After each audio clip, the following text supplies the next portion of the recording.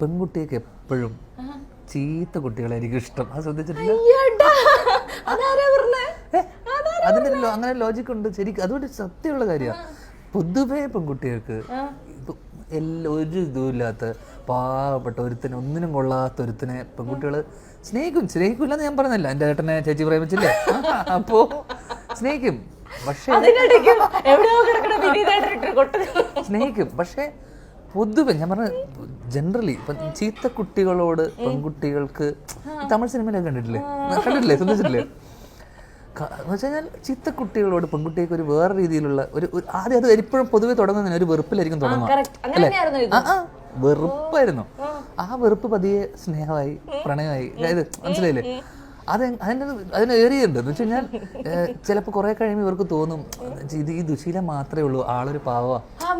ഏത് ഈ ശീലങ്ങൾ ഒഴിച്ചു കഴിഞ്ഞാൽ ഞാനൊരു പാവ, അങ്ങനെ ഒരു തോന്നൽ അവരുടെ മനസ്സിൽ വരികയും ഇവരെ നന്നാക്കണമെന്നും ഇവരെ നന്നാക്കി എടുക്കാൻ പറ്റും, ഇവർ ഇതൊന്നും ഇല്ലെങ്കിൽ ഇവരെന്തൊരു നല്ല മനുഷ്യനാണെന്ന് ഇവർക്ക് തോന്നുന്ന ഒരു പോയിന്റിൽ അവള് സ്നേഹിച്ച് എന്നെ നന്നാക്കാൻ ശ്രമിച്ചു. അവള് പലയിടത്തും തോറ്റ്. ഇപ്പൊ ഞാൻ നല്ല മനുഷ്യനാണ്.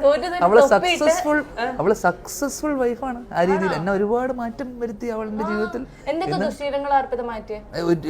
അങ്ങനെ ലിസ്റ്റ് എടുത്ത് പറയണം, ഒരുപാട് എണ്ണം ഉണ്ട്.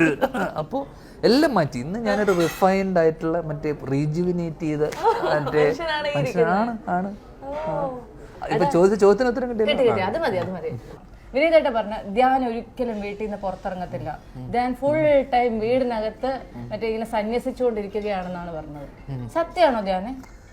ഇത് ഞങ്ങള് പുള്ളി കല്യാണം കഴിക്കുന്നതിന് മുന്നേ ബാച്ചിലർ ആയിരുന്ന സമയത്ത്, കല്യാണത്തിന് എനിക്ക് 2010, 11, 12 ആ സമയമൊക്കെ ഞങ്ങൾ ഒരുമിച്ചാ. 9, 10, 11, 12 ഒക്കെ എനിക്ക് തോന്നുന്നു മലർവാടിയൊക്കെ പുള്ളി ചെയ്യുന്ന സമയത്തൊക്കെ. അപ്പം പുള്ളിയുടെ ഫ്ലാറ്റാ പുള്ളി എടുത്തിരിക്കുന്നത്. രാവിലെ ഭൂഷ.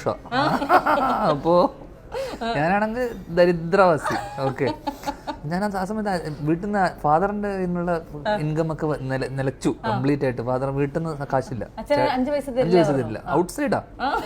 ചേട്ടന്റെ ബലത്തിലാണ്, പിൻബലത്തിലാണ് ഞാൻ ജീവിക്കുന്നത്.